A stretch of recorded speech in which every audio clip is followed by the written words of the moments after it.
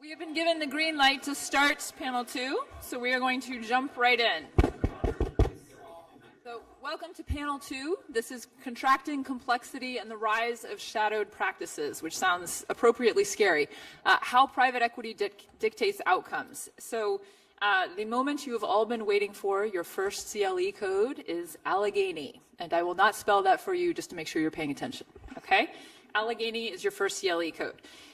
So first, I can't help but thank the Penn Law Review and in particular Shayla Sherrod and Axel Sarkisian and all of the staff of the Law Review. This has been an unbelievably well-oiled machine. So thank you from the bottom of our hearts. And now I'm going to introduce our panelists. I am very averse to long introductions, so this is not a reflection on our panelists. They are truly fantastic, but I will give them very quick introductions. So we have to my left, Matt Jennejohn from BYU, Ken Ayotte from Berkeley, Samir Parikh from Lewis and Clark, George Triantis from Stanford, and then Jeffrey Dutson from King and Spalding. So again, very short introductions, but please read their papers and hire Jeff as your counsel. They are all truly worth it. Okay, so what are we going to talk about on this panel? You heard from Vince at the very beginning of the introduction to the symposium that the story that private equity has revolutionized corporate governance. And that, if you've ever heard of private equity, I think people are familiar with that story. The slightly less familiar story, unless you're sort of those of us who think about this all the time, is the story of private equity revolutionizing corporate finance. And part of that is what you heard on the first panel, the effect of private equity on the debt markets. They've had a profound effect on what debt instruments are out there in the world, how debt is funded and by whom. Really every aspect of the debt markets has experienced profound change, in large part as a result of the effects of the rise of private equity. Our panel is focused on the profound effect that private equity has had on debt contracts. So to keep this sort of very simple and very stark, for companies that take on a lot of debt, loan agreements and bond indentures today look nothing like what they did 40 years ago. Okay? If you take another sort of transactional agreement for a relatively complex transaction, a merger agreement, they've gotten a bit longer. They look fundamentally the same, and they're still very easy, relatively easy documents to read, although the students might disagree. Right? That is far from true for loan agreements and bond indentures. We've gone from sort of 30 pages to about 150, and they are incredibly complicated, very difficult to read. You know, I think the font's gotten smaller, or maybe I'm just getting old, right? This is really profound changes. And what is going on in these agreements? How have they changed? That's what we're going to talk about today. And further, we make the claim that these changes have really been driven by private equity, and that these changes have had a very major effect on firm behavior and on outcomes, not just in terms of firm behavior, but also what happens if these companies experience financial distress. So with companies that are owned by private equity funds, they tend to carry very high debt loads, and high debt loads means that you are more likely, all else equal, to experience financial distress, and so to end up in bankruptcy or to have your debt restructured. And the old story was, when that happens, the banks get the keys, right? They take over, and the borrower might emerge from bankruptcy and restructure and keep going on. But whatever happens, what tends to happen is that everybody, all of the creditors, either get cut back or they get repaid in the order of their pre-agreed priority. Right? That's the old story. The new story is we don't know what happens. Okay? So the new story is that the private equity sponsors, that is to say the equity piece, which is supposed to end up with nothing, they are able to hold on much longer than in the past, and they are able to take out a lot of money in the process and to actually extract value through this period, including when the company is in distress. And then finally, there's a big effect on the creditors, that really priority now is no longer a guarantee as to what you're going to end up with at the outcome of this process. So the questions that we want to address on this panel, roughly speaking, are how are private equity sponsors doing this? What are they doing to these debt contracts? Second, what effects does this have, both ex ante and ex post?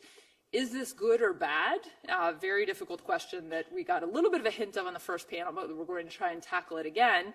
And finally, if it's bad, can we fix it contractually, right? Do we need judges and so on? If we really want to do this through the contracts, can we actually do it? And if so, how? So we are going to start with an overview of what these shadowed practices are by private equity sponsors. So Samir, what changes to debt contracts have private equity sponsors introduced, and what effect do they actually have on outcomes? So in other words, we keep hearing that private equity sponsors are able to get loose terms in their debt contracts. What on earth does that mean, and how have they been exploited by the private equity sponsors? Yeah, thanks, Elisabeth. And I want to, of course, welcome you all again. I think it's the 5th welcome. But I also want to thank the University of Pennsylvania Law Review for hosting this event, and thanking all of you for making the time to be here. So the panel thought it would make sense for me to maybe spend 10 minutes kind of providing an overview. I think there are a lot of insiders in this room, but for the students, it's important to kind of make sure that we understand the key players and some of the dynamics. So 10 minutes is sort of a long overview, but this really awesome Darth Vader quote at the end of my 10 minutes, so it's worth sticking with me. So when we're thinking about the dynamics and the actors in this space, it starts with the private equity sponsor, and invariably a leveraged buyout has basically set up a scenario where we have a portfolio company that has a lot of debt. And because of that debt level, there is a high degree of a default or some sort of financial distress in the upcoming years. So as Elisabeth noted, historically when that would happen, lenders would dictate outcomes. Lender would tighten the financial leash. A lender would determine well, can we work this out outside of court? Is bankruptcy necessary? If you land in bankruptcy, then invariably equity is wiped out. So private equity sponsors sort of looked at that and thought, that's not such a great deal for us. Is there a way that we could afford the borrower some sort of optionality while at the same time preserving value for the sponsor? And the way that that can basically come to fruition is through some contractual maneuvering. So we had this objective from the sponsor, and its moment of fruition came in the 2010s, where we have a very low interest rate environment. So what that means is we have investors chasing yield. They're looking for some sort of investment that can provide them an above market return. And in order to get that, they're willing to make a concession. They're willing to basically provide for more flexibility in the debt instrument. So we start seeing these agreements that have these provisions that I think insiders refer to as sponsor favorable terms. Okay, so what does that mean? It means that you have these provisions that are imbued with ambiguity. There's loopholes, there's trap doors, and also, as Elisabeth mentioned, there are loose covenants. So covenants, all the promises that the borrower makes to abide by, agrees to abide by. The idea that can you eliminate as many as possible? That once again just affords the borrower optionality and flexibility in times of distress. So we didn't see the manifestation of this immediately, but we move into 2015, and then we get our first big movement. This idea that you can start using some of these coercive measures that exist because of the optionality that's baked into these agreements. And one thing I should note, though, the real sponsor innovation here was not merely the coercive measure, but it was layering multiple coercive measures.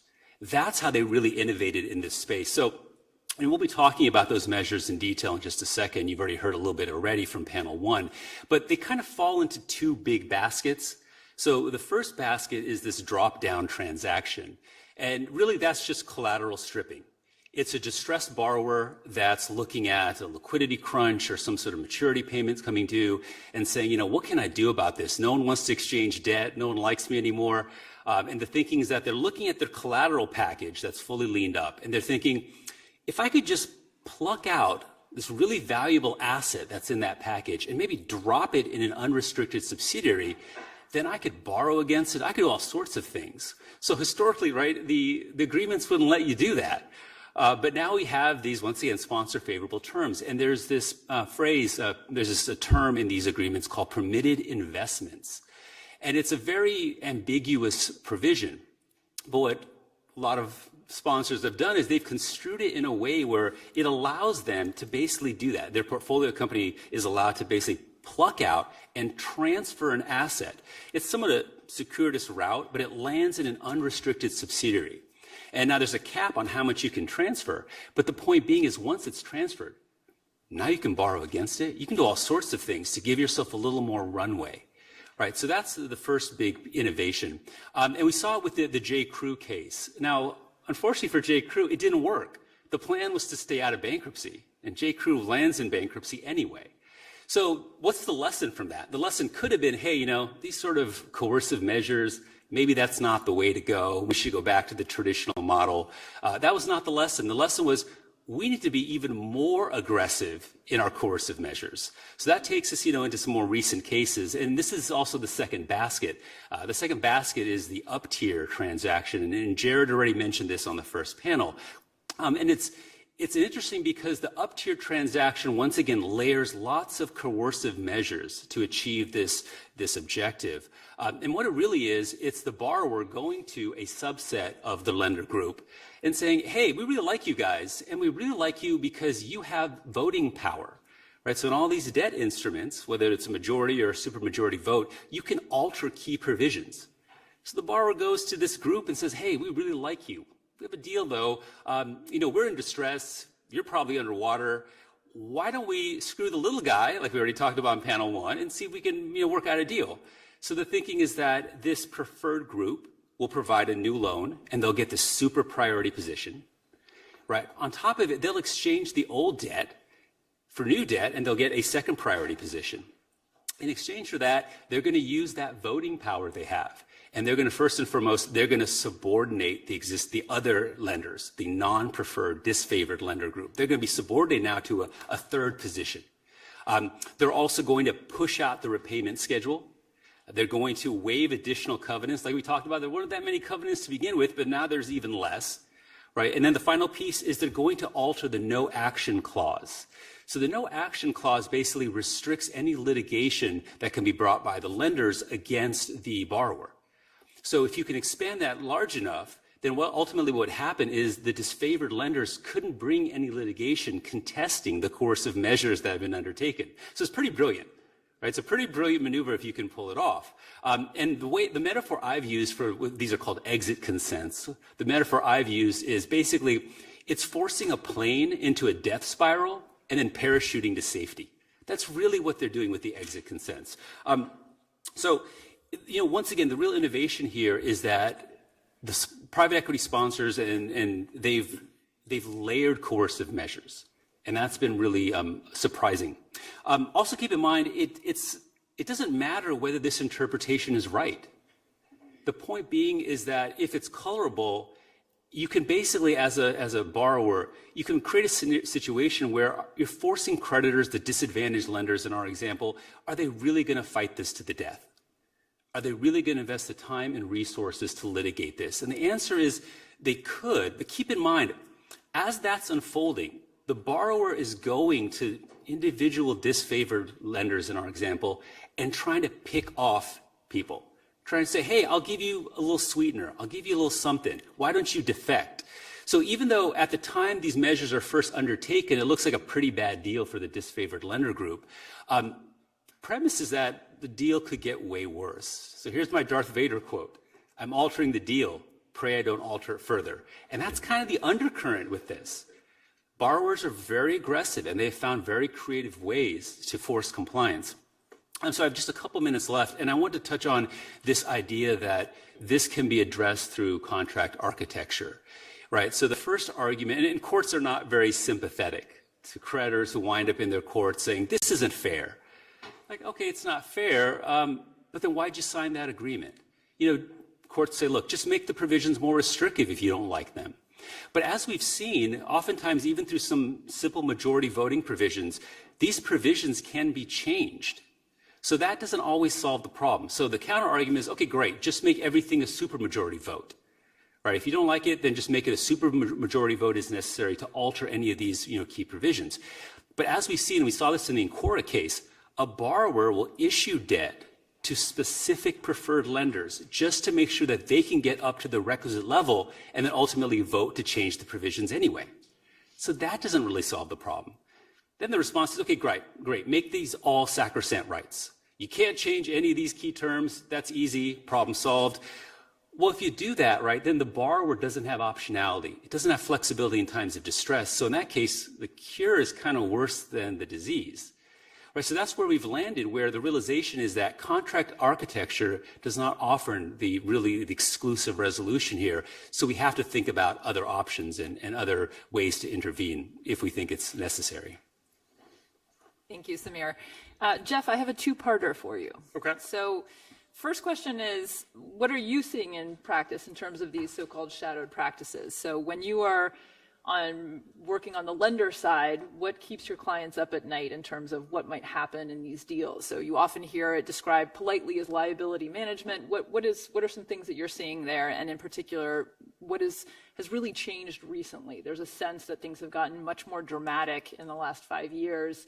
What is going on there? And then secondly, do you agree that this is all private equity sponsors in some sense planning ahead, negotiating for very loose terms, and then capitalizing specifically on what they've negotiated for? Or is some of it sort of at the back end, them reacting and grasping for what they can based on the contract? Yeah, thanks, Elisabeth. I think in terms of what I'm seeing now and what the market is really seeing is creditors adjusting to prevent these types of transactions. But as Samir alluded to, you can't just cut them off in full, right? You have to be thoughtful about how you're going to adjust your documents because the borrower might actually need flexibility down the road, and you don't want to give one single holdout lender the ability to hold up an out-of-court transaction that might be actually beneficial for the group. So certainly a lot of thought, various forms of provisions going back and forth in terms of what can help fix some of these problems, and people really trying to adapt. Sometimes they get in there. Sometimes, we'll represent a lender who's not the agent, who's not the arranger, and they just ask us to look at the documents and say, hey, is there a problem here? And we'll say, yes. And they'll do the deal anyway because they want to put their capital to work and they get comfortable with the risk. So that's primarily, the dynamic that I see. In thinking about how we got here, I was sort of a little disturbed, maybe even offended by one of Jared's comments. He, when folks were talking about, assume this is a problem, who's going to fix it? And some people mentioned maybe Congress or maybe judges need to step up. And I think Jared suggested that like practitioners actually should do something about this. And I immediately thought, of course not, right? Like, I'm just gonna, if my client asks me if he or she can do this transaction, if they can do a priming facility or any of these other transactions, and it's permitted under the document, I can't push back. I can't say, well, you can, but is that really the right thing to do? Particularly in a world where maybe last week someone did it to them. And we'll talk about kind of the relational dynamics later. But they don't teach you this in your professional responsibility course. Yeah. But as I've reflected on it and thought about how we have gotten here, maybe he's right, at least a little bit, in that. And one thing he definitely was right about is that the provisions aren't exactly brand new, right? They were in the documents for a while, and the thing that really changed was, I do think private equity sponsors, borrowers, or even agents were going to their counsel and saying, hey, I have an idea, can we do this? And just the mindset was like, well, no, of course you can't do that. But then people started looking at the provisions and saying, well, I got, if you squint hard enough and like tilt your head that way, like, maybe you could read this as actually allowing you to do it. So in that sense, the lawyers did have a pretty significant role in the architecture of these transactions. Great, thank you. So we've given a bit of an overview of the most recent changes to practice here, but not a great sense of what this actually looks like in practice. So Ken, if I can turn to you, can you give us an example of a transaction where this has happened and walk us through the various steps so we can understand how this arises in the first place in the contract or otherwise, and then how it gets used by the private equity sponsors and what the effects are on the creditors. Okay, so no, thanks, Elisabeth. And thanks also, again, let me echo thanks to the Penn Law Review folks for hosting this conference, which has been run seamlessly, and it's just great to see old friends here and have a chance to talk about these things that are so interesting. So, yeah, what I'd like to talk about, I did a case study of the J.Crew transaction, which is the most prominent of what Samir called drop-down transactions. And again, just basically the idea of the drop-down is taking collateral that's subject to the security interest of a lender group. In the case of J.Crew, it was their term loan lenders. And then taking collateral out of that collateral package, moving it into what's called an unrestricted subsidiary. And the idea is if you can move collateral into an unrestricted subsidiary, basically it's free. You can do what you want with it. And what J.Crew did with it was make that collateral, it was trademark collateral, available to refinance some unsecured pay-in-kind notes that were coming due, in the upcoming number of years. The company does that to create what they call runway, basically by getting rid of a looming debt maturity. You can extend your runway, basically kind of stay out of financial distress longer. And of course, if you're the private equity sponsor holding the equity, runway is good. Okay, more time is valuable, particularly when you're holding some security that's junior in the capital structure like equity. And so, when we did this case study, this is a joint paper with Christina Scully, who was a JD student at Berkeley Law. I think, to me, I'm an economist trained kind of in economics of contracting. And, in talking to a lot of people who were involved in J.Crew and the surrounding infrastructure, we found it very eye-opening in terms of what we were able to learn, and it kind of caused me to take a second look at the model of the world that I have when I think about contracting practices, and I'll talk about that in a second. But again, what J.Crew did specifically was this drop-down technique was they found a clause in the investment section of the term loan. It's called a carve-out, and it permitted a specific type of investment. In particular, the investment was investments from a non-loan party restricted subsidiary. Okay? Now, I could get into the weeds of all of that, but one of the, I think, important takeaways from J.Crew, Elisabeth asked Jeff, well, there's certainly a lot of conscious flexibility built into these documents, right? So there are a lot of so-called baskets that allow investment capacity to companies under certain conditions. What J.Crew did was not something that was intended by the document. It was a loophole, okay? And I know that because I talked to the guy who found the loophole. Right, so he works for Lazard, and his task was to take a look at the document, the debt documents, and pore through them, and try to find, a path. And so this provision, this particular provision that was used to move the collateral, it was became known as the trapdoor provision. Was actually one that was intended to provide tax savings for J.Crew, was intended to enable them to invest in overseas businesses and keep those businesses free from tax. So the non-loan party restricted subsidiary concept was basically a tax-saving concept that was then used to redistribute collateral, to make collateral available to a different set of lenders. So it was a loophole. And even internally within, J.Crew and their advisors, when that idea was proposed, kind of related to what Jeff was saying, internally there was this thought that, no, this will never work. This will never work.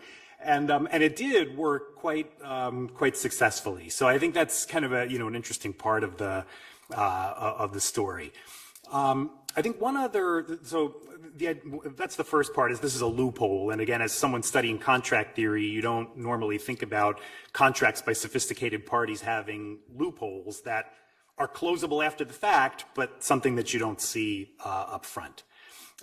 So second, I think one of the things we learned about J.Crew is it's a story of changing norms.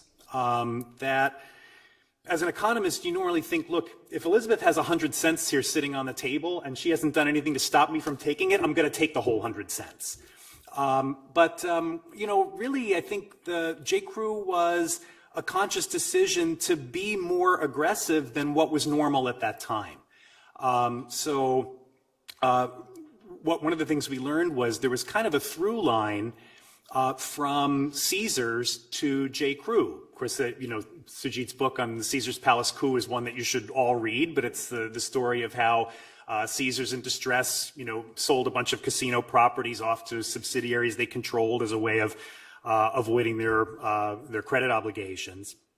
And TPG, who was an owner in J.Crew, had worked with Apollo on Caesars, and even though Apollo wound up losing in Caesars, the concept that they went to the mat for their equity investments, that they were kind of willing to do everything they could to protect that equity value, was something that rubbed off on TPG. And so when a range of options was presented by Lazard, to J.Crew, the loophole option was one of the many. And they decided to pursue the more aggressive one. So, the changing norms, I think, are, a very important part of what happened in J.Crew. And third, I think, it's important to think of J.Crew as part of an evolution. At least as a first pass as an economist, you think about contracts as being kind of in equilibrium. But even after J.Crew, it seems like we're spending a lot of time out of equilibrium, because after this transaction became prominent, then the discussion became, well, how do we block it? And Covenant Review has been very good on this. They're a third-party service that studies the terms that we see in debt contracts, including attempts to try to block future J.Crews. And it seems like this is really like a hunting and pecking for effective ways to stop these transactions. And sometimes these attempts can be quite poor. There's one client memo they put out of a J.Crew blocker that said, well, you can't do a J.Crew, you can't move collateral into an unrestricted subsidiary unless you license the collateral back. But that's exactly what J.Crew did. So after they moved the IP collateral to this, new subsidiary, they licensed it back. So it was a J.Crew blocker that basically said, you can do exactly what J.Crew did. Doesn't make a whole lot of sense. Vince will be talking about his work with Greg Nini. I think the way I interpret a lot of their findings is that it's a slow evolution, particularly in these drop downs. You see some movement toward attempts to block these things, but it hasn't taken hold in the market at large. And so I think those are some things that I found very eye-opening about these sorts of drop downs. And so happy to say more about it later if we get there. Yes, it's a big, interesting challenge for standard contract theory that we've all learned and studied. So that, I guess, brings me to my next question, which is, if this is so bad for creditors, and we can debate that point, but if it is on the whole bad for creditors and we're getting weird outcomes, why are creditors in some sense going along with this? Why are they agreeing to the looser terms, both sort of generally speaking, but also even in cases where they know what's coming down the pike because they've seen it before? So the standard story for that is they're doing it in exchange for higher interest rates, right? And in any finance department across the country, that's what they'll say, right? They're just trading off the two, and they're saying we want higher interest rates, so we're willing to loosen up on the underwriting standards.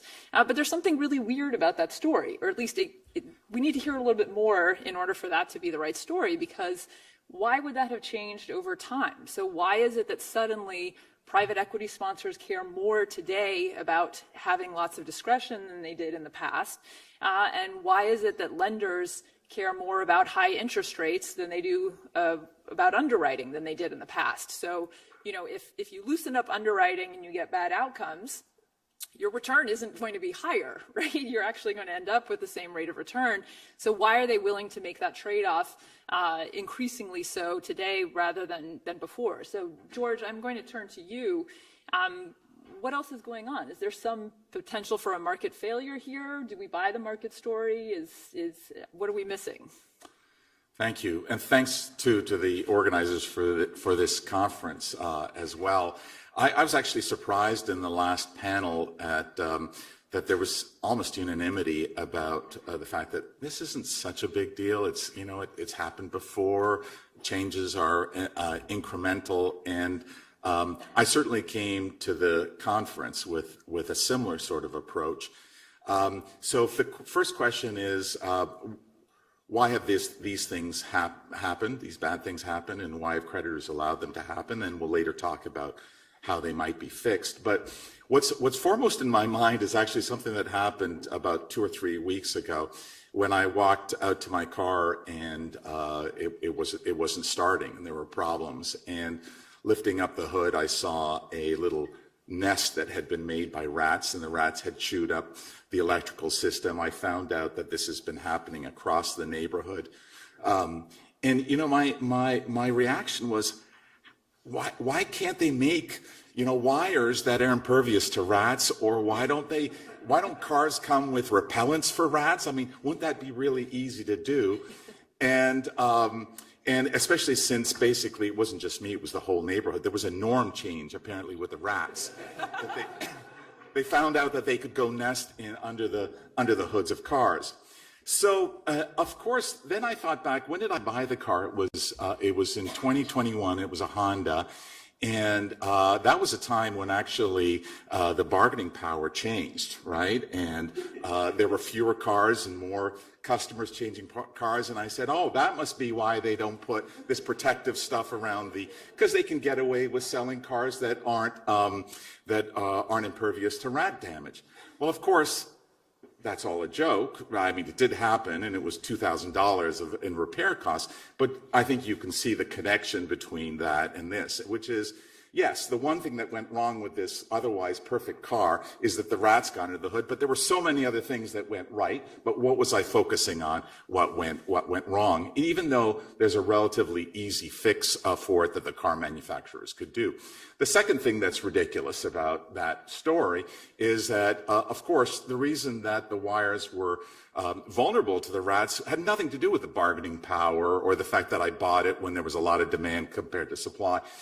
What happened when there was a lot of demand changing less supply is I paid 40% more for that car than I would have paid 2 years earlier. So it begs really the question that has been implicitly posed in the last panel and even in this panel, which is, I think I quoted Ed, not to put him on the spot, Ed Morrison, that lighter covenants were due to the bargaining power of private equity firms. And of course, there are a couple of questions there. The one is, what does bargaining power mean? And I presume it's that there was a lot of money chasing relatively few prospects. And then the other one, much more serious question is, well, why doesn't this bargaining power lead to higher price? Why does it lead to lighter covenants? And that's a really, really tough question. I don't think there's an easy answer. At the time that covenant light was also prominent before the Great Recession, that explanation came up then as well. And Albert Choi at Michigan and I thought, let's tackle this and see what is the connection between bargaining power and non-price terms. Not the price. We can understand why bargaining would affect the price, but why would it affect the things other than the price? And we struggled. And one connection, and I'd really like to hear what others think about that, but one connection that we thought is not directly between bargaining power, that the borrowers can say, boy, I can go and get funding from somewhere else, and therefore I need light covenants. It's rather that there's a relationship between the interest rate and the lightness of covenants, that almost counterintuitively, the lower the interest rate is, which is caused by a lot of money chasing relatively few prospects, the less the chance of misbehavior, or generally speaking, or conversely, the higher the interest rate, the more incentive there is on borrowers and their lenders, and their dominant lenders to take advantage of creditors, because after all, they're paying 10% interest. That's a lot to handle. You're more likely to go into distress, and therefore strict covenants are much more valuable there. Now, that's really just on the margin, so it's really an incomplete explanation, but I would challenge, or I would ask much smarter people here to sort of flesh out a little bit the relationship between bargaining power and covenants. Thank you, George. So, Samir and Jeff, there's some thought that something else that's going on here is the fact that all of these people in this market are repeat players, and they have relationships with one another. How might that affect this dynamic of, we're a sponsor, we're going to market for debt for our portfolio company, we propose these terms that people think are outrageous, and yet they all agree to them. Is there something else going on there too? Sure, I'll jump. Your question about the trade-off real quick, though, between interest rate and provisions. One response, I don't know that this is necessarily the right one. If you think about a private equity sponsor and what their strategy is, cash flow only matters to them so much. And maybe what they're really chasing is growing EBITDA, so that 5 years later when they exit, they have the biggest sale price possible. So they're not as concerned with pinching the pennies on the interest rate. But if there is a downside scenario, they want to preserve their flexibility. I don't know if that's the right answer, but it's one response. In terms of relationships, I do think it's really important. And one dynamic that has changed, I think, between borrowers and issuers and lenders is the relational aspect. I think there's probably a little bit less of a relationship than there was 15, 20 years ago, when the lender that you went to was the bank that you played golf with once a month. Like, you always went back to the same lender. And now sponsors are basically, a lot of them are saying, look, I care less about that relationship and more about the terms of my debt. So I'm going to hire a broker to go out and run a process, almost the way that you would for an M&A process, but hire a broker to run a process to find the best financing package that I can. That broker will go out to 40 lenders, 50 lenders, and ask for terms, ask for a grid, and then they'll bid them off each other. So it's less relational, but certainly with large players, they're going to be repeat players. They're going to be chasing that relationship with the sponsor. They're going to have teams of people that are dedicated to fostering the relationship with the sponsor. And so when they're doing a new loan, they're going to be very focused on being commercial and being agreeable and doing as much as they can to provide the company with what the company's looking for. The other kind of relational dynamic at play that's interesting is just, the bank versus bank. I mean, we've talked about creditor on creditor violence. I think that changes a little bit too as these transactions become more commonplace. I've definitely, I think I mentioned this earlier, but I've heard someone say, Bank X did this to me 3 weeks ago, so I'm not as concerned about doing it to them in this transaction right now. And the bank X may be okay with it, but they're just thinking through in their mind, hey, are the other banks going to be upset if I put this forward? Are they going to get mad? Because there's relationship issues there too, right? They're in deals with one another. They're in workouts with one another. So as these things become more common, there's a little bit more willingness to be aggressive. And then the other relational dynamic at play, I think, is lawyer versus borrower, which we've talked about a bit. I've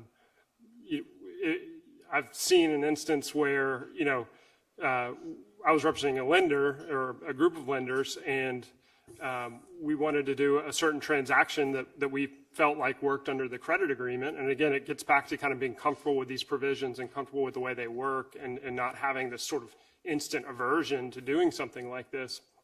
And the firm for the borrower said, oh, yeah, let's do that. That's good. That's a good idea. We can do that. But then when we said, okay, we need you to provide an enforceability opinion, they were like, well, no, we're not going to put our firm's name on the line for this, and that causes relational friction, right, with the borrower and its counsel.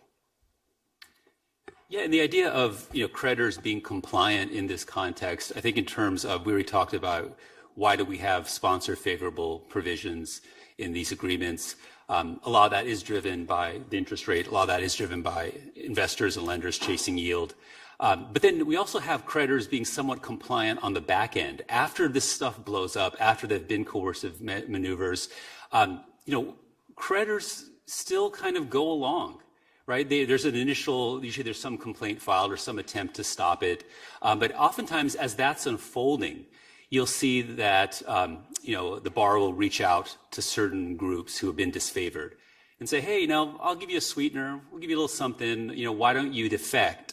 And you can see that coalition start to break apart. And ultimately what happens is there's this back-end settlement that precludes the court from intervening or prevents us from really seeing how this would be adjudicated when it comes to the moment of crisis. So why do we see that? And I think Bruce Bennett's going to be talking about this, and Sujith has written about this quite a bit, and we'll see them talking about this on panel 3. But when the creditor group tries to bind together, they have some ways to do that. They have a cooperation agreement, which I'm not sure if Bruce invented, but he certainly popularized this idea of like, hey, can we sign an agreement where we agree to stick together? We're not going to agree to any sort of settlement where there's not a pari passu sharing.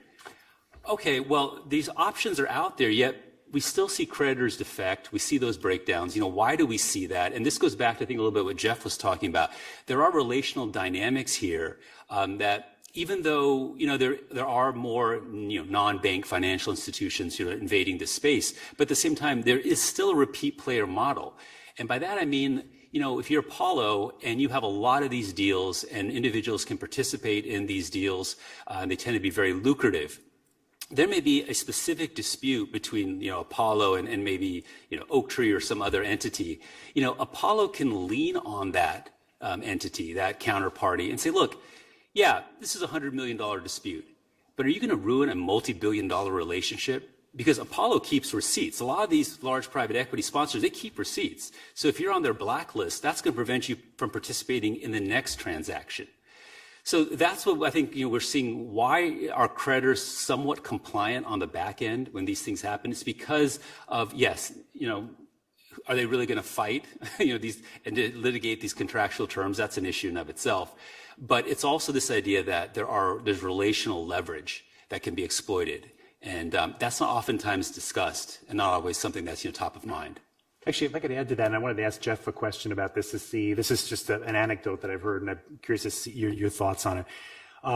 How much is the CLO phenomenon specifically connected to these things? Because one story that I've heard is because CLOs have diversification requirements, they're required to hold a portfolio of loans in different sectors. That intensifies this phenomenon where a loan becomes available, I don't have a lot of that sector, and thus I have to buy it. And it, again, takes you away from this model of kind of pushing back on the terms. Is that story that resonates with you? I think that could come into play, but it's just one of many incentives that's driving them to deploy capital, I guess. But whatever those incentives are, whether they're institutional or regulatory, yeah, they're in the business of making loans, and they want to find counterparties that are willing to take those on terms that are agreeable to them. So there's just, we use the word relational, but in some sense it's really just competition, right? Like people are wanting to win the business.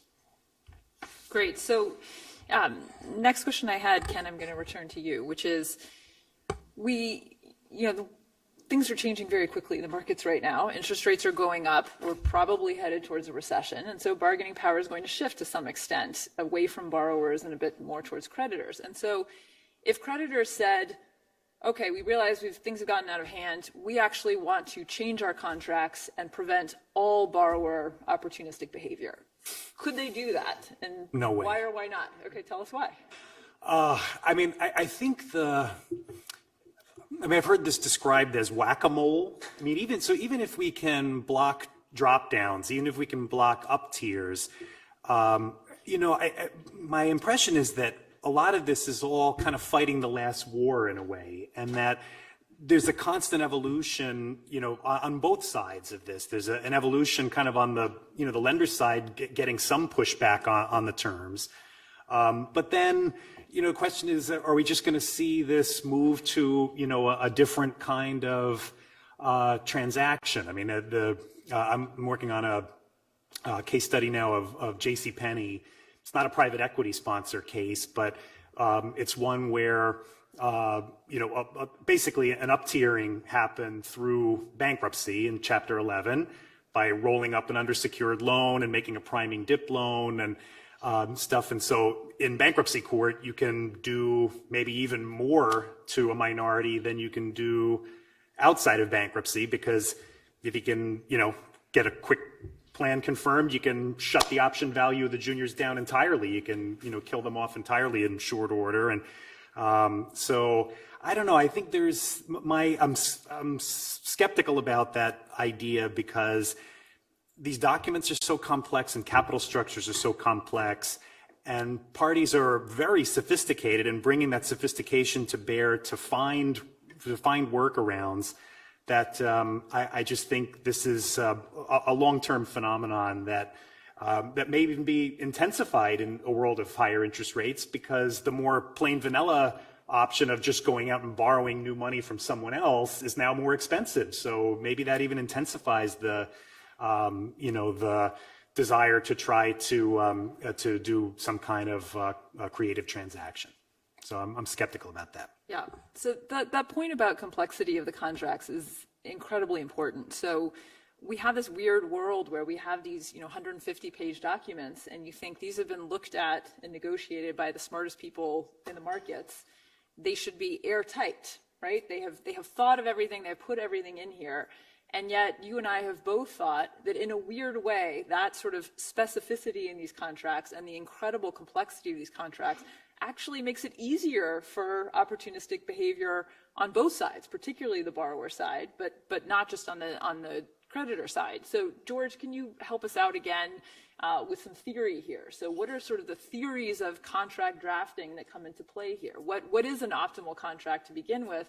And what is this, what guides how you draft these? If you make them very sort of simple and short and sweet, and lots of nice standards, and you say, here, judge, enforce this, or you have these unbelievably complex documents that ultimately lead to problems.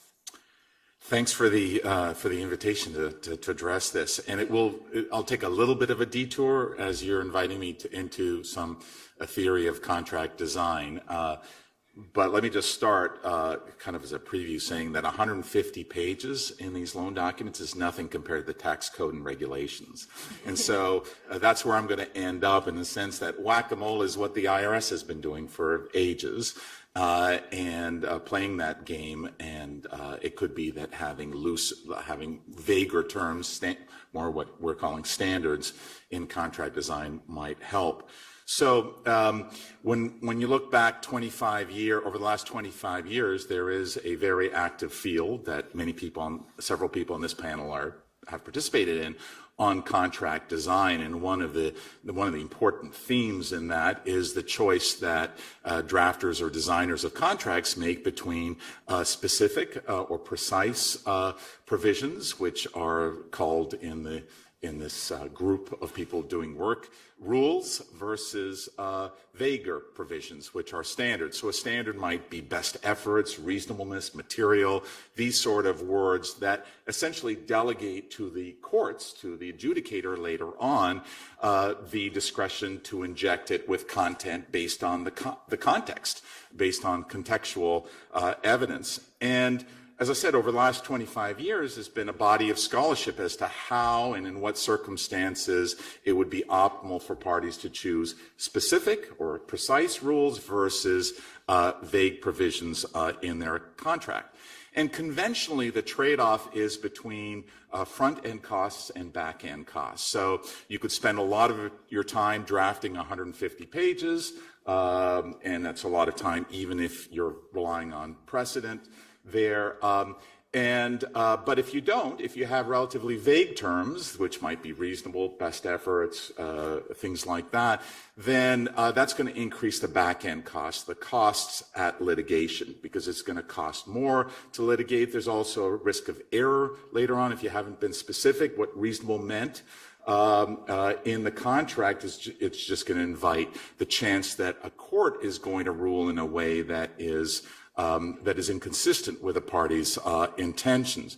So there is that trade-off, and it depends on the cost of litigation, I suppose, and the cost of anticipating contingencies up front and being precise, and that's sort of the conventional view of it.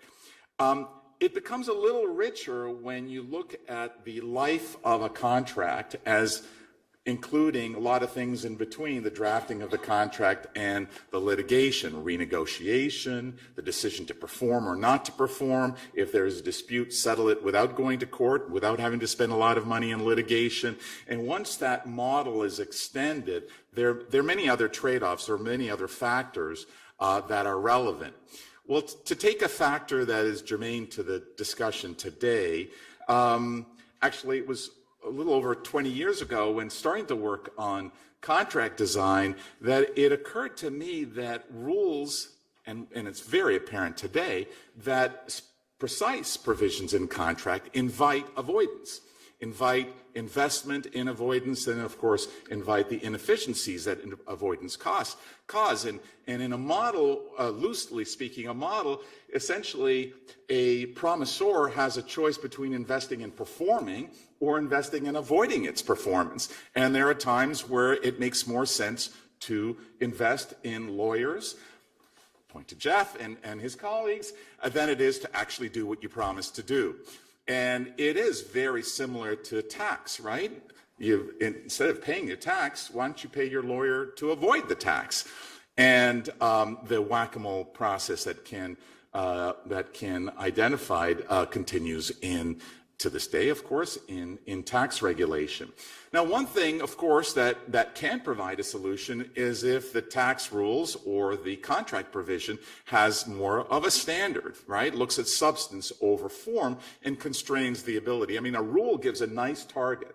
If you get the lawyers can find a way around a rule, but it's much harder with standards precisely because of the uncertainty in the interpretation of standards later on. You don't know what the court's going to focus on later on in applying the standards. So it's correspondingly much more expensive to engage in or to invest in avoidance practices. Now, we can talk a little bit later about what a quote-unquote standard would look like, especially if you're trying to address the types of behavior that we've been talking about, whether it's J.Crew and so on. But it's something, I think, to think about as a design matter. In some sense, there's some affinity with what I am proposing to think about to what Elisabeth and Jared have proposed, which is that fiduciary duties are essentially standards, right? Or the duty of good faith and fair dealing, that's essentially a standard. The real difference being whether we want to, and I guess we'll get to this later on, whether it's better for the parties themselves to contract for those standards, or whether it's better to have either a mandatory or default rule where the law or the courts provide those standards. And when I think back to the early start to this conversation about standards versus rules or vague provisions versus precise, it was motivated by, I think it was a predominant view that business folks like textualist interpretation. They like precision. And in fact, I remember work by Alan Schwartz and Bob Scott, who were very critical of Article 2 because it had all these standards in it. And their argument were business people don't want standards.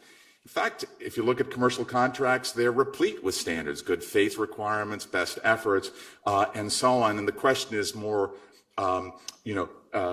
when should it be in there, and when should they prefer price rules and just precise terms?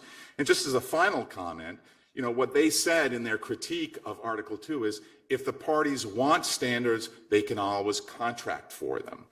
And I would, my thought in this excellent paper, I think, it was very provocative that Elisabeth and Jared wrote for this symposium. It's that that should be the next thought here, which it's true that maybe some sort of standards would make sense, but should be mandated in the form of fiduciary rules, or should we encourage the parties themselves to contract for it? Because after all, I think you can more or less replicate the content of a fiduciary duty contractually, and we might leave the parties themselves to do it. I will quickly clarify that Jared and I are not actually proposing fiduciary duties for creditors. What we're saying is that the reasons for treating equity and debt differently are kind of disappearing in lots of ways, and so it's the opportunity to sort of rethink what we actually want. Yes, so Matt, I haven't picked on you enough. So we have some theory on contract drafting and contract evolution in some sense, but what do we know about the practice of those things? So can you tell us a little bit, what should we expect going forward? Are these things going to continually get more complex? Are they going to, at some point, is someone going to start from scratch? What are your thoughts on how that whole process works based on your research? So I've got a couple of thoughts that I prepared beforehand, but maybe I'll just jump in really quick to build off of what George was just mentioning and to tie it to your complexity point. So like George clearly really well explained for us all, there is this distinction between rules and standards in the literature. What we see oftentimes, and this is the complexity point, is oftentimes parties will blend the two to address what I think you might consider a single risk. So I have to confess at this stage that I'm mostly an M&A person. That's where I spend most of my life. So it is really nice to spend, I spent about 4 hours now. I haven't thought about Elon Musk today. So this has been a wonderful conference. But there are multiple points in an M&A deal where the parties will address something like a regulatory risk or material adverse effect, and they'll combine rules and standards in sometimes in a clear way, sometimes it's an unholy mishmash, and actually the Twitter-Musk agreement is a good example of this. And it is just one of those moments where, what do you do with that? It's a really difficult thing where the choice between the two levers isn't fully clear in the contract, and what is a court to do? So that's just an open question for me. To me, it's a fascinating question, and kind of just shows how that framework that George has presented to us gets really tricky in practice. But the bigger question of where are we headed? So I'm going to dilate a bit and just think a little bit more broadly about different markets, and ultimately ask our panelists, and maybe Jeff, I'm so sorry, you're the only person here who knows anything about the real world, so this might be for you. Do we see these dynamics? You're not supposed to say that out loud, Matt. So we've heard some stories about what determines contract design, right? So the optimal state contingent contract is one where we can identify all potential future states of the world and how that's going to affect our preferences, and we're going to put that in the agreement. We're going to allocate those risks. And one limitation, of course, is human foresight. Like maybe we just can't see what's going to happen, what's coming down the road. So that's one theme we've heard. Another is the bargaining power story. So maybe there are different dynamics in the market, and somebody's going to get something in that contract because I just don't have any way to push back. So that's another option. What we see in multiple markets is also this idea of path dependency. And the question for everybody is just, do we see that here? Does that have a role to play? So the paper for this symposium is work with Mitu Gulati and Bob Scott and Steve Choi, who have a wonderful and large body of work on path dependency, especially in sovereign debt, but also corporate debt. And now we're looking at the M&A market together. And I just wanted to share this story, mostly for the students. I know a lot of us already know this story, but they got started on this research path maybe a decade and a half or maybe 2 decades ago, looking at a squirrely little provision in sovereign debt indentures called, it's a pari passu clause. And a hedge fund sort of opportunistically litigated to get, when the law professors went out and asked people in the market, what exactly does this mean? Nobody could provide a satisfactory answer. It was sort of lost to memory. We've been using this boilerplate language for decades. It originates in the late half of the 19th century.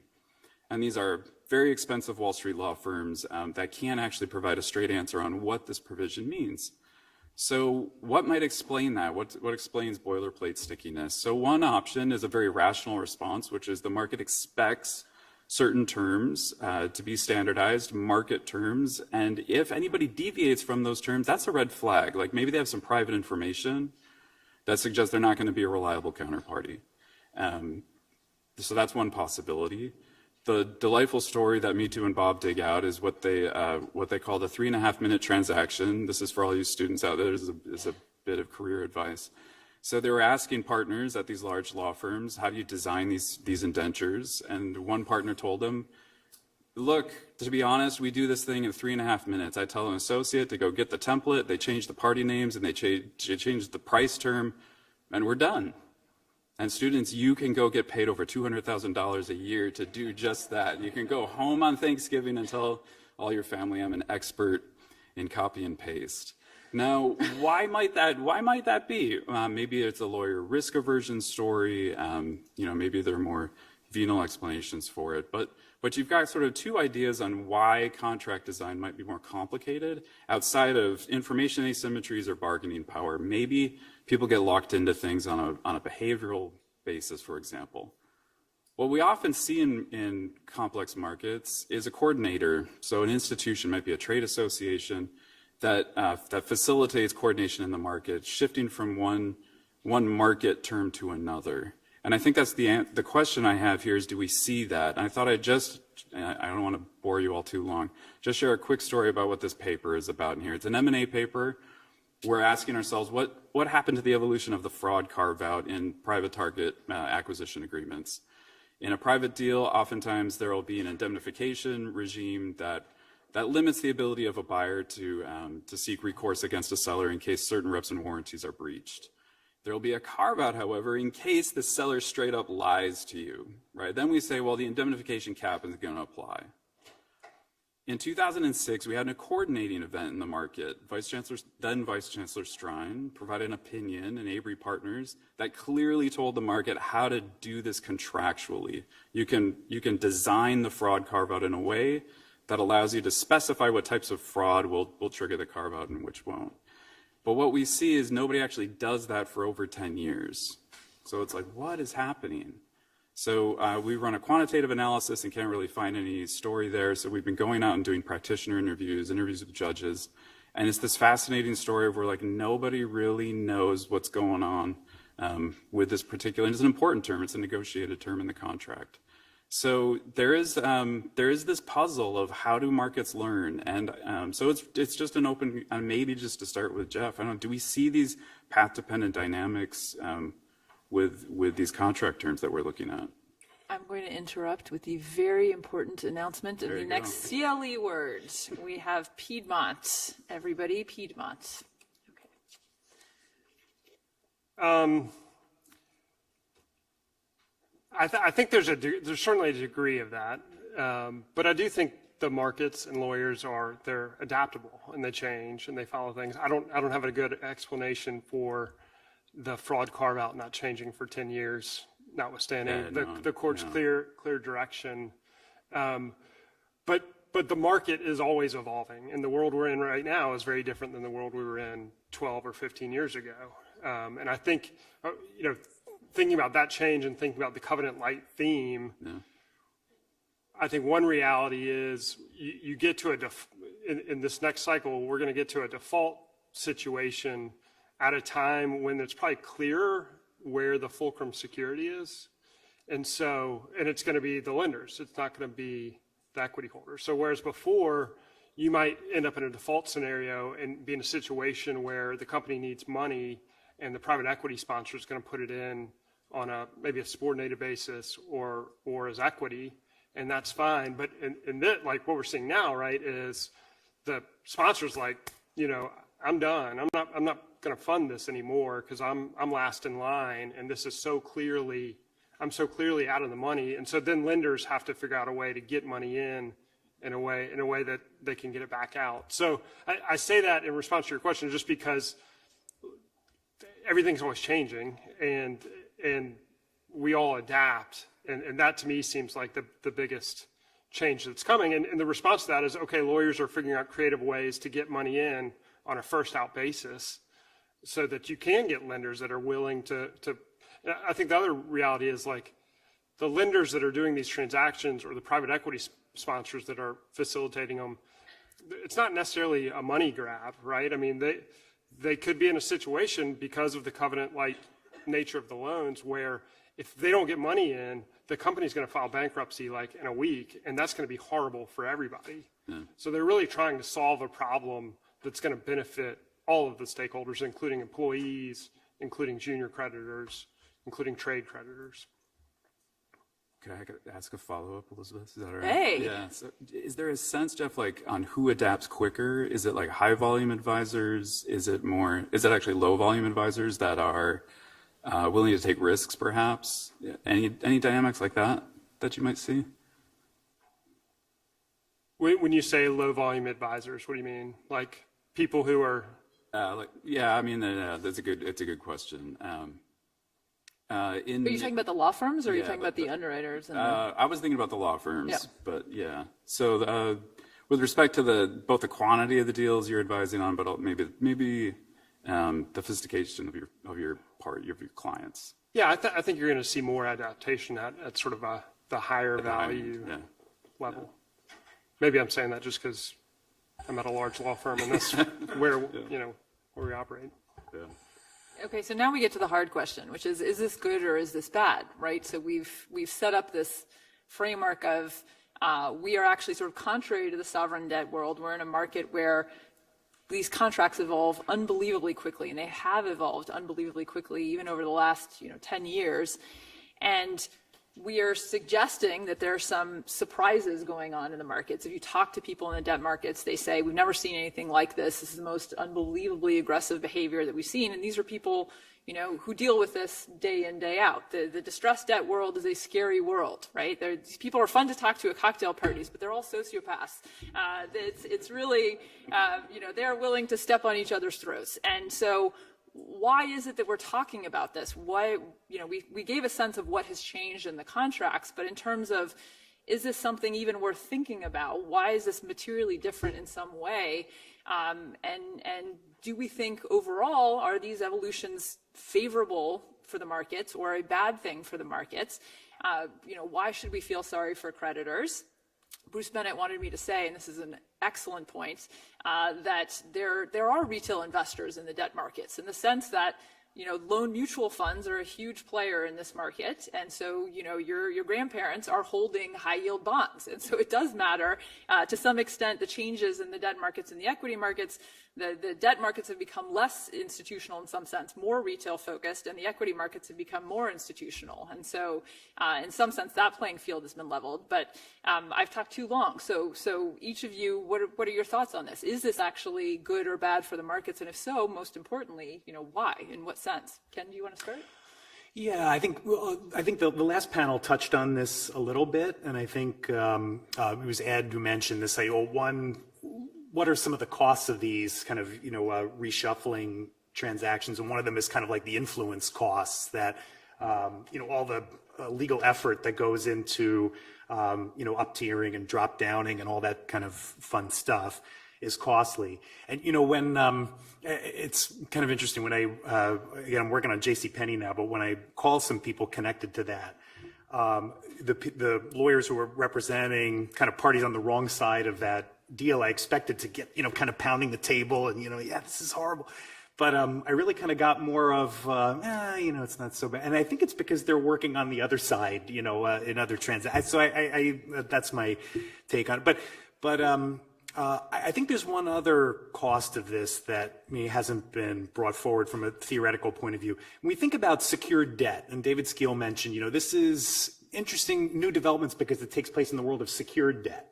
And when we think about what secured debt is supposed to be an information insensitive security, right? The idea is that if I invest in secured debt, I don't need to know everything the company is doing. I don't even need to know a lot about my contract. I just need to know, about the value of my collateral. And then I can lend and more or less go away and insist that I'm going to get something as long as the collateral value is there.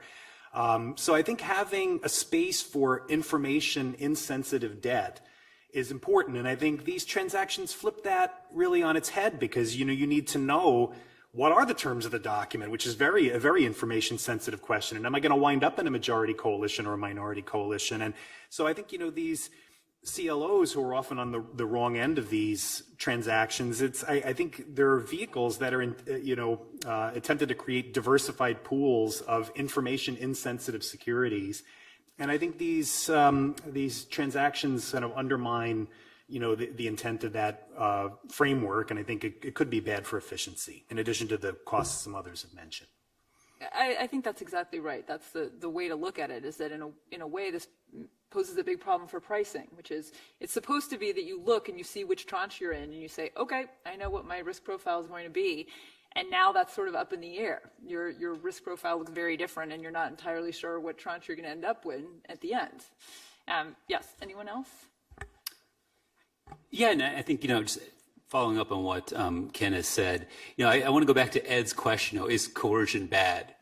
Yeah, and I think that's a really good question. It could certainly, could sort of destabilize markets depending on how rampant it is, and this idea that there is a lack of predictability and certainty even through contracts. But I want to maybe touch on this idea that, okay, if that is the case, if we do think that maybe coercion is bad, or at least to the degree it's reached, it's bad, what's the response? And my question that I've been sort of mulling is the idea that, can fiduciary duties play a larger role? And, when you talk to a lot of the creditors in the space who are on the wrong end of these coercive measures, like fiduciary duties, that's an afterthought in their complaint. It's really focused on the contract and the terms in there. And it is an afterthought, but my question is, should it be? So when we're dealing with an insolvent entity, we know fiduciary duties extend to creditors. And the question is, when you have a borrower and a management of a borrower, actively reaching out to a subset of creditors saying, hey, why don't we work together and we'll screw over the minority? Well, that's interesting to me, because then at that point, would that sort of minority have a direct claim against those directors? No, they don't, right? They only have a derivative claim under Delaware law. But the question is that the right result? Right? When you look at Jiwala, I think you could distinguish a lot of the facts here, because now you have a situation where you have executives actively targeting a party to whom they owe fiduciary duties. And if you can kind of think about it or vision in the law, then maybe those disadvantaged creditors should have a direct claim against directors. Now, is that a dramatic step? Possibly, and maybe that's not a step we want to take at this point, because ultimately we just don't know what we're dealing with in this space. But, when we think about, what could become necessary down the road, that's, I think, something worth thinking about. George and Jeff, anything to add? No? Okay.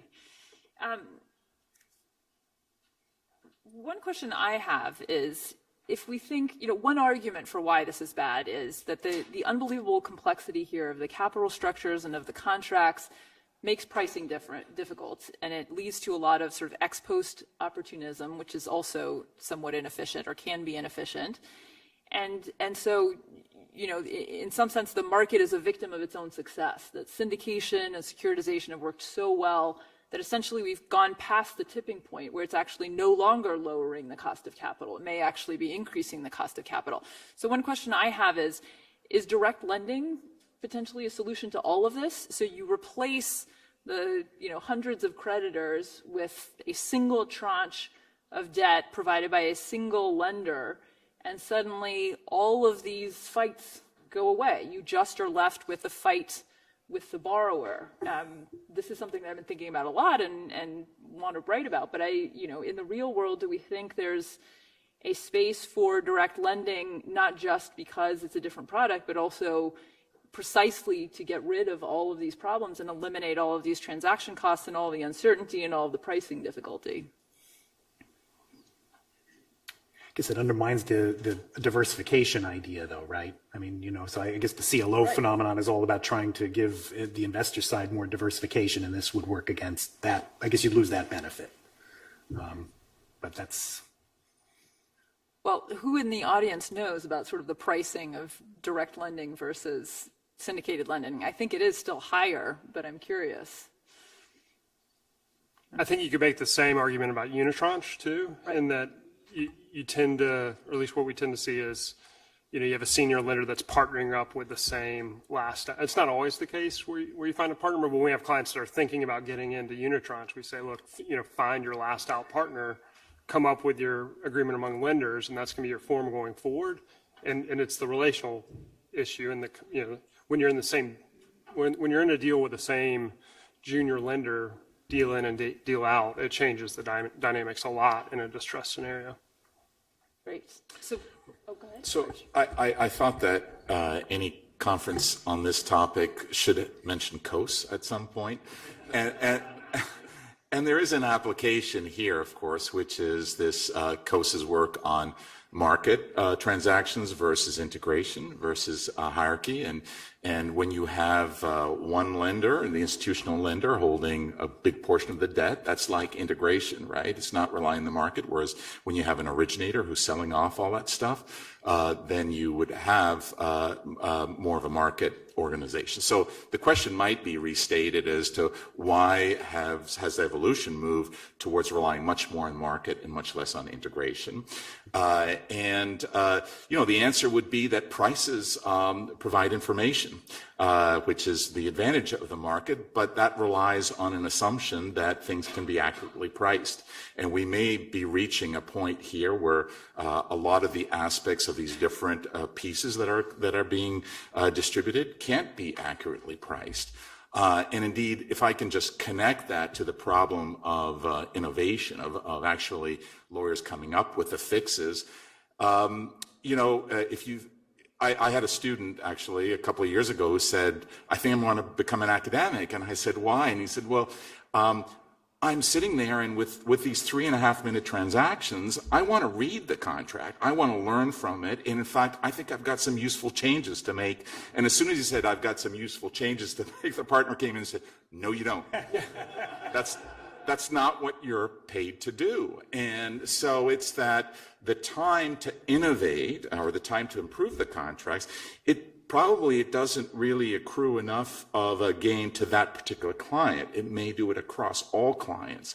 So there's a bit of an externality that's not satisfied. But I think to me, the holy grail is, how do we value contracts? How do we value specific contract provisions? What is the baseline? When you've got certain norms that prevent behavior, what is the incremental value of a contractual provision that does a better job at preventing behavior? And I just don't think we're there. I think we're just throwing up our arms saying, well, it's valuable, but how valuable? How much more would you pay for these things? And that's the problem with the market approach and the relatively thinking about COAS, the advantages you're saying to have it integrated in a dominant lender like a financial institution. Excellent. So I think we have time now to transition to questions. So we have 10 minutes left. If anyone in the audience has questions for us, you are welcome to do that. Otherwise, I will keep asking questions. Yes, go ahead. Yep. All right. So I'm a finance professor, and I'm really struggling with the whole notion for reach for yields. And it seems to be the conversation today is implying that there's this trade-off of control rights versus cash flow rights. And in the standard finance theoretical model of covenants, why they exist, it's to minimize agency costs, whether it's creditor, shareholder, creditor, or managerial agency costs. And you write the optimal contract to minimize those costs, that maximizes surplus, and the bargaining power comes in because you're negotiating over sharing that surplus. And so what are we missing? What frictions exist in the world that leads to this trade-off that you're implying? I could see it more in a low-rate environment because banks or whoever has some fixed costs. So maybe like now I do have to reach for a little bit more yield. But George, you kind of implied that covenants might matter more in higher rate environments. So can you all kind of just touch a little bit more in depth on the reach for yield notion? I can throw in one piece of it, which is the suggestion that there are agency costs on the lending side that explain it, which is you have entities like CLOs and others that for reasons of how they are set up and how they are marketed to their own investors, for them, actually, the headline interest rate matters the most. And so the final outcome is going to matter less. What matters is really the headline interest rate and literally just having something to invest in, as Ken suggested. There's also, this... It's almost like a form of myopia or something. Yes, right? It's like yes. You're thinking about the short term. But it may be rational for them, not for their investors. Okay. Yeah. So it's an agency cost in the sense that the CLO manager will eventually sell, if things go in trouble, will sell off the loan, right? And so it's somebody else's problem, but they're not thinking ahead to, well, look, I mean, what price am I going to sell off the loan? But you think it's more of a governance problem, that there should be better incentives to think about the terms when the loans are picked. Yes, it's something about, we now have a long chain from the initial borrowing transaction to who ultimately holds the risk here. And at each potential link in the chain, you might have more agency costs. And so there's the classic one also of just the people actually making the decisions here. This is the one that people blamed, much of the financial crisis on, the banks taking on too much risk, is from the banker's perspective, their salary is based on closing the deal, not on what happens to the deal 5 years later. So there's that piece of the story. But George, if you want to go back to your piece of the story, it's also very helpful. And it's more adding more questions to the question, because I do think it's a puzzle. So deals are negotiated in stages, right? And I'm thinking of, let's say, an M&A deal or something like that, which is that in some staging of negotiations, price is determined first, and then the non-price terms are determined later, and that's often the case in an M&A deal. And so what happens as you're negotiating with non-price terms is you can't adjust the price, or at least it's very sticky, and you can't go back and adjust the price. So it's a barter. Let's say I'll give in a little bit on this if you get on that, and that's not going to lead to an efficient result. So price would be really good. What's interesting about this market, as Elisabeth has described it as well, is that actually the pricing is coming after the non-price deal. So you set up the terms of the debt, and then it gets priced later on. And you would expect that to be more efficient, because you've got the trade-offs with the price, where bargaining power should not matter for the very reasons that you give, which is if you leave the distributional element, the price later on, you would expect that the term should maximize the surplus and address agency problems, at least between borrower and lender. So I think there's something more serious going on, and I think it is this absence of technology, let's just say loosely speaking, that would permit for the pricing of alternative contract terms. And just, I guess my take on this is, I think bounded rationality has to be part of the story, to explain all of these things. I mean,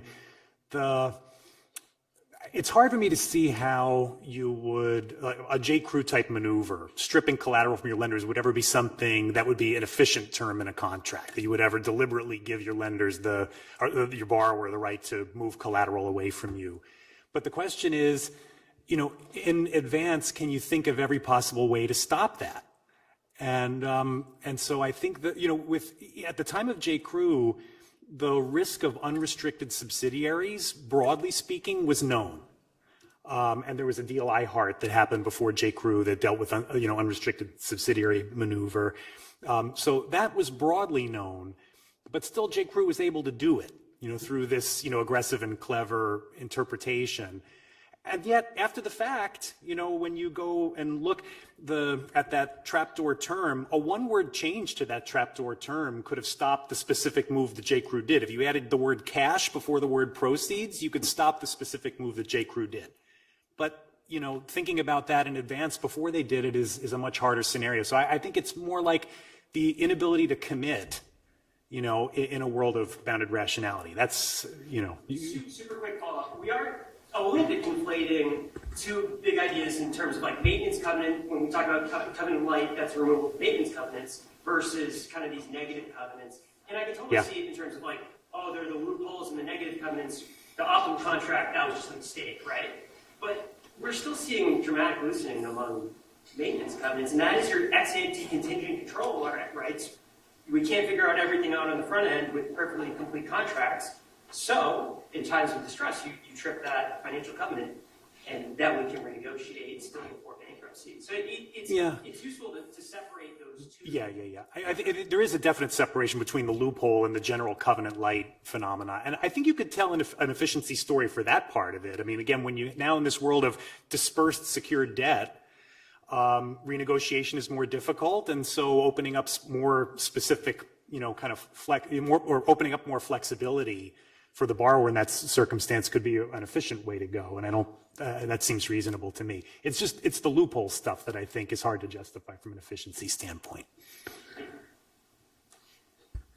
Anyone else?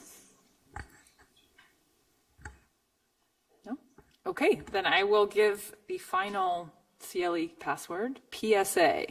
PSA is the final CLE password.